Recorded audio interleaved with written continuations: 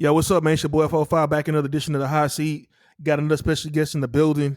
My man's been producing songs all over the city of Houston. He gonna tell us what else he been up to these days. I ain't talked to him in a little minute. Straight out that South Park, that Mo City. Welcome, TP the Truth Beats. Yo, yo.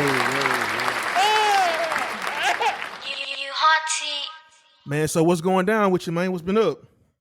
Nothing much, man. So how long you been making beats for? How long you been producing? I started producing and I started making beats in 2007. 2007. Now, what makes you want to start producing music? What was it about it that say, you know what, man, I can do that. I can make beats like Kanye. I can do shit like Dr. Dre. What let me see what I can do. What made you want to jump into that and do it? Man, I was always I just always noticed the beat, and whatever song, any song I had a memory of, I had a memory of the beat or part of the beat of the song, or the drum pattern, or just the instrument, and I was always just a credit reader, just from buying tapes and CDs back in the day. I would always pop open the little books and read the credits. So I would see produced by whoever, and I didn't even know what that meant back then. So it wasn't until about 06, like I say, right before I actually started. Me and my boys used to rap and shit. So, we all was trying to rap when we was younger. But I just knew that wasn't, I never felt super comfortable rapping. It just didn't feel natural to me. But I knew I just always had an interest in the music. So I was like, well, man, maybe I can try my hand at, at producing. And from that point on, that's the direction I went. Now, do you have the first beat that you ever made? Do you still have that, or Yeah, I got it. That shit somewhere lost somewhere? No, it's right here on my desktop. I keep it. I got all my old beats. Now, how do you feel like how do you feel that your production has progressed since you first started making beats to where you at now? Oh, it progressed tremendously. It my first beat, listening back to it, 9 out of 10, 10 out of 10 people first beats is trash, or just not what if you keep doing it, your first beat shouldn't sound like your beat after 1 year, after 2 years, after it just depends on the amount of time you put into it. If you put those hours into it, you should get better. That's what's up. Now being from South Park, man, talk a little bit about the influence of the Houston culture, because growing up, man, everybody used to listen. I'm from the north side, but everybody used to listen to DJ Screw and everything like that. And Lil Kiki, Fat Pat, Big Hawk, Moyo, Lil Flip. Talk about the influence of just living in South Park and being around all those different people, how they help you with as far as along with your music and the type of beats that you make. Man, that shit was so monumental to just be in. I'm so happy I got to experience that culture in real time. My big brother put me onto a Screw tape. The first Screw tape I heard was with my big brother. I got in the car with him one day and he was playing the tape, and I was like, "Man, what's wrong with it? It sounds like why it's so slow?" He's like, "No, that's how it's supposed to be." Yeah. And so it took a couple. I ain't get comfortable with it right away, but after maybe a day or two and just hearing him listening to it, I started to open my mind. I started to open up to the idea of it. And then once I started hearing the freestyles, and he was telling me, like, man, these dudes from around the corner, these dudes from right over here, it's Kiki and Fat Pat and them. These dudes from over off of Herschelwood or wherever. So that's what really got me into it. And from that point on, man, I just dove so deep into it to where I didn't experience new music if it wasn't on a Screw tape. That's how I got introduced to music, because it's literally all I listen to. The starch down jeans and all that. The whole culture, man. Southside Fade, starch jeans, Jordans, the drink men, the drink men riding around selling gallons and not pints and trays. Drank dirt cheap back then, and we was teenagers, all the way to I eventually made it to do a Screw tape with my friend Jason. Rest in peace. Yeah. Okay. That's what's up. Yeah, man. Rest in peace, J Rock, man. Um. So just being around that culture and being around that. Who are some of the people that you had a chance to produce for up to this point? Up to this point, I work. Let me see. I work with a man. Who do I work with? See, my man Hunter Stacks, my man Il Ran. Il Ran is the man who introduced me to producing. When I said I wanted to be a producer, he was the one that showed me what man come. He had our equipment back then. He had a full studio in his house. He's like, man, well, if you want to learn, you come by the house. I can show you, whatever it is I know. So Il Ran, um, oh man, my boys, I can't remember their name, man. I feel fucked up. I know their government names. I know their government names.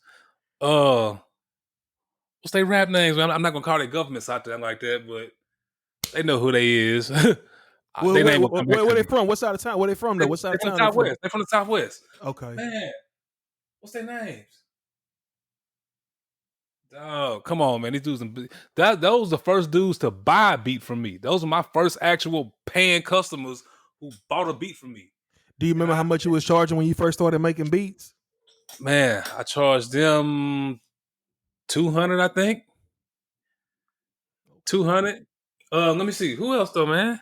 I work with this cat called the President. I don't know if you heard of him, but I think he was from out of Galveston, and he ended up putting Jim Jones on one of my beats. That was probably 8-9 years ago. And then my boy Big Boss E, we continuously working. We got something finna drop pretty soon. Yeah, that's Big Boy, right? He be making he be making some dope shit. I be fucking with this shit though. Yeah, I Shout work out me. to him. Yeah, we work real tough. That's my nigga. You know what I'm saying? So that's nothing. Now, who's some of the people in the city that you would like to work with? Is there anybody in the whether they a legend, whether they legends up and coming? Anybody in the city that you'd like to work with? If I'll give you, let me see. If I could work with a legend, I'll just give you a few names. Scarface, Devin the Dude. Even though he's not technically from Houston, I'm gonna count him. Bun B.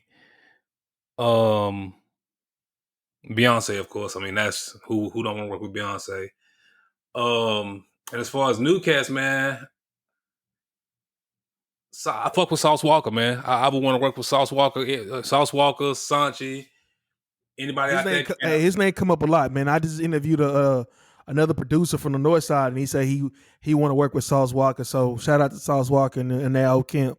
Yeah, so that mean Travis Scott, but I mean that's up there with Beyonce level. Yeah, shout out to Travis Scott. Travis Scott from the southwest side, ain't he? Or he from where he from? Mo City. Okay. Now, did you know about him before he became Travis Scott? Did you ever? I found out about him right when days before rodeo.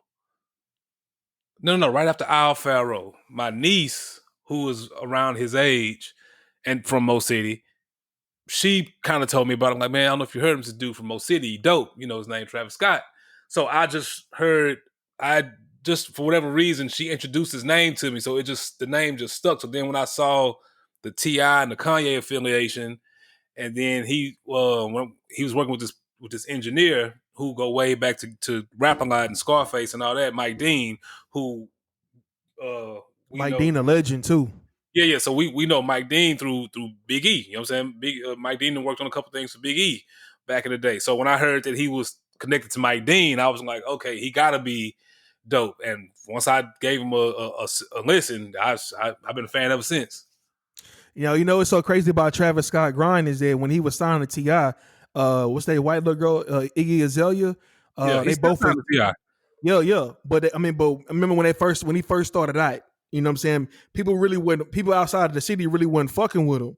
They thought he was. Nobody in the city was fucking with him. They thought he was After his first, even when his second album came out, nobody in the city was fucking with him. Like he came out here on a press run or something, I think, and had like a event or something, and maybe Slim Thug was at it. But other than that, like, just because nobody really even knew that he was from the city. Yeah, I know I did. I ain't gonna sit here and lie to you. Yeah, the city didn't recognize him till right before pretty much Astroworld. That's when everybody was like, "Oh shit, he's from Houston." Mm-hmm. Because I remember when Iggy Azalea was getting all the love on the label, and Travis Scott was kind of like on the back burner, and then all of a sudden that shit started switching roles, and then he was on fire, and he ain't never got down yet. He produced and wrote and all that through Kanye, and just once you behind so many big records, it's only a matter of time before you get the proper. If you're trying to be an artist, it's only a matter of time before you get the proper attention that you do. Now, keeping on the Travis Scott thing, man, have you heard of his artist Don Toliver? Man, I heard of that dude before he signed to Travis. DJ Eric Polo, him too. I matter of fact, I sent him beats when he before he signed to Cactus Jack and all that. DJ Eric posted them. This had to be, when was this? When he got signed, I think in 2018. I think DJ Eric posted them in 2018, just at the strip club, whichever club it was at the time, and was like, "Yo, this dude shit is hard." So I went and checked his page out just on, because the little whatever was playing in the background. I like the tone of his voice. Let me check his page out. Went to his page, and everything he had posted up was fire. So I started following him then, and when he would go live or whatever, he would post, "Hey, send beats." So I was sending beats. Now, the thing about artists too is once they get they set producers, it's kind of hard to crack in, especially, from the house or just through an email without no direct person to person, tie-in. So he probably got 10, 15, he probably got 20 beats in his email somewhere from me. Man, shout out to Don Toliver, man. Go ahead and click that email one time, check my bio one time. Yeah, his shit hard. I fuck with his shit, man. Yeah, I fuck with his shit too, man. I was on Don Toliver for way back when, man. Niggas thought I was tripping. And I say, man, I'm telling you, watch. And then all of a sudden, Astroworld came out. You know how that shit, everybody started dick riding. They was like, I was like, man, I been told you nigga was jamming. Yeah, whatever. But you know how that shit go. But yeah, man, shout out to them. Shout out to everybody in the city doing their thing now. Like real quick, so I mean, you got labels out there like Carl Crawford's label and Meg Thee Stallion and all that stuff that was going on. Have you ever had a chance to submit some beats to Carl Crawford's label or they try got to send some beats to Meg, anything like that? They got my beats in their email. Before Meg signed, the major deal, I think when just Carl Crawford was working her and, was just advertising and publicizing the same thing. On IG, ask for beats, send what I got. But, the thing about that is it's so many people sending that I'm sure they don't get to everything. It's always better to have some type of in-person connection to face-to-face the situation. Dudes look up on the email thing, but, I'm always send it if I feel the opportunity. If I ever catch the opportunity, I'm always send beats. I ain't too bougie to send a beat through an email. But yeah. I would always prefer to face to face, and try to build from that. Gotcha. Now, is there any other genre that you would like to tap into as far as your beat making, your production, or even maybe trying to get a placement inside of movies and things like that? Yeah, I mean, well, typical answer R&B pop, because I know I could do it. I've got R&B and popish beats just from when that was the wave, 8-9 years ago with the whole Timberland pop beat wave. I got a folder of beats from that era, but yeah, I would love to score something, some type of movie or series, or just provide instrumentation for something visual other than a video. Mm-hmm. Got you. Now, as far as like influences with your beat making or anything like that, who are some of the producers that you look up to or that you feel that you pull some type of influence from? My favorite producers are the Neptunes. So the Neptunes influence on me is kind of just in my mindset that I don't care to sample. I don't care to cut the old soul samples and all that. Because when I first got into making beats, this was, like I say, 06, 07. So Kanye, Just Blaze Heat was makers. heavy. So heat makers. But again, I'm a credit reader. So as I was reading credits, I would always, by then I understood them. So I would see, sample this, hey, this song contains a piece of this original record. And once I got to, what I would do was go look up the original records. And once I got to looking up the original records, and I would see how much actual production work, in my opinion, that these dudes were doing or weren't doing, I just kind of, I said, well, that ain't much to me to cut, somebody else's music and just throw a drum track under it. I would prefer to create everything you hear from scratch, my ideas, because there's only so much I can do with the next man's ideas or the next man's 4 seconds of music, especially if you don't have any understanding of music or music theory. So that was what was important to me also, is to get an understanding of music and music theory. So I made it a point to go take piano lessons, and just so I could be able to do what I wanted to do production wise. So yeah, Neptunes, that just came from seeing how they worked. I said when I could just understand how they made their beats and hearing they shit, no samples, every instrument's original, and that's why they sound to me was so different than everyone else's at the time. From there, who else? Dr. Dre, his sound quality is just second to none. Timbaland, a sampling aside, same thing as Dr. Dre, just the sound quality. When you hear his beats, they just sound that much better in the field. But even moving into more current producers, I fuck with Southside.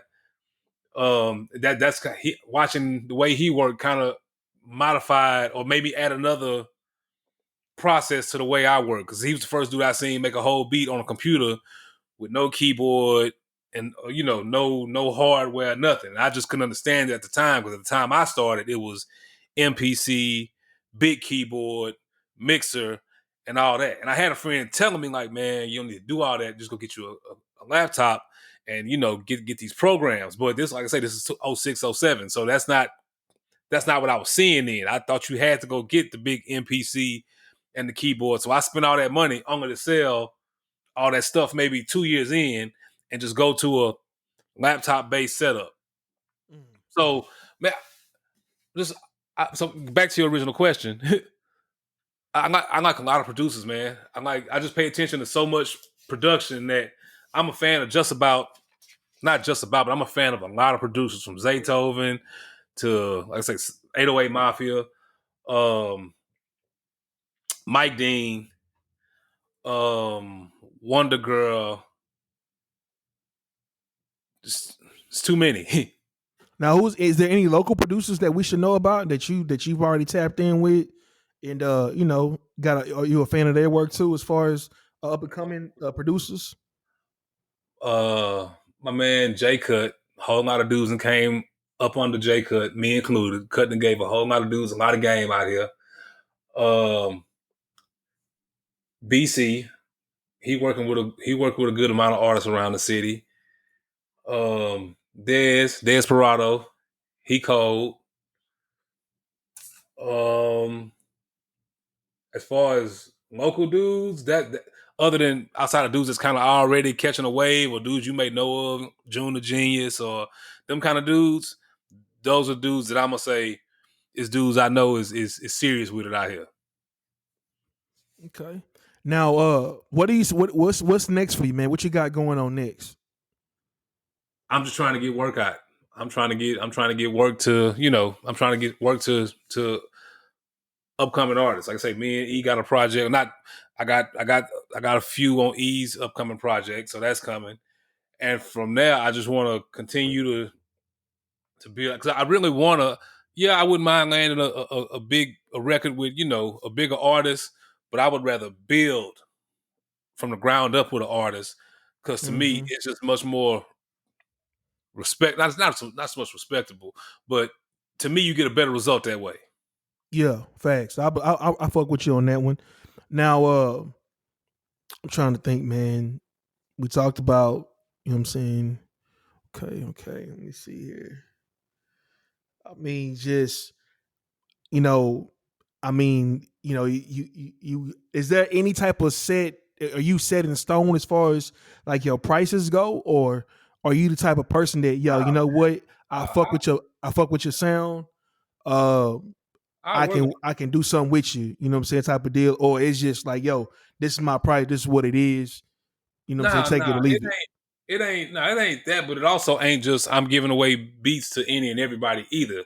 It would have to be I would work something out with someone who I'm digging your sound and I respect your work ethic as an artist. Because as a producer, it's only so much I can do. The artist got to put in another level of work to get our product to the masses. Got you. I can make beats all day, but if I can't get them to no artist who gonna do a song and then go out and work the song, or just put the work in, however, it don't just stop at recording the song. That's really the easiest part. That's the fun part. It's everything after that on the artist part to get us to the next level. Now, do you eventually want to sign some artists? And if you are, what type of artists are you looking for? I ain't picky, man. It would have to be an artist that has that it factor with those intangibles, just that work ethic. If you talented, that'll get you to a few places. But if you got the work ethic, there's a whole bunch of dudes out here that a whole bunch of other people would probably say, "Oh man, I'm better than him at this, or I'm better than him at that. I can rap better than him. I can make better than beats than him." But the work ethic is what's separating people from one level to the next. Gotcha. So, you know what I'm saying? I would just rather find somebody who willing to work hard, and talent can be, we can work on the talent. Got you. Hey man, I appreciate you sitting down with us this evening, man. I know you're a busy man, got everything going on, especially with this pandemic going on, shit like that, man. Go ahead and get the people your social media and tell them how they can follow you and check out your beats, man. It's TP The Truth Beats on Instagram and Twitter. Also YouTube. TP The Truth Beats on Twitter, Instagram, and YouTube. Snapchat and Facebook, I don't really mess with that. Yeah. Other than that, that's it. All right, bet, man. This your boy 45, man. You know, you can get me up anything Top Down Magazine on all platforms, anything Top Down Magazine TV on all platforms. If you want to be on the show next, just go ahead and send an email out, hit either one of those social medias on any of those platforms. And yeah, man, it's another edition of the Hot Seat. Yep. Hey man, appreciate you, man.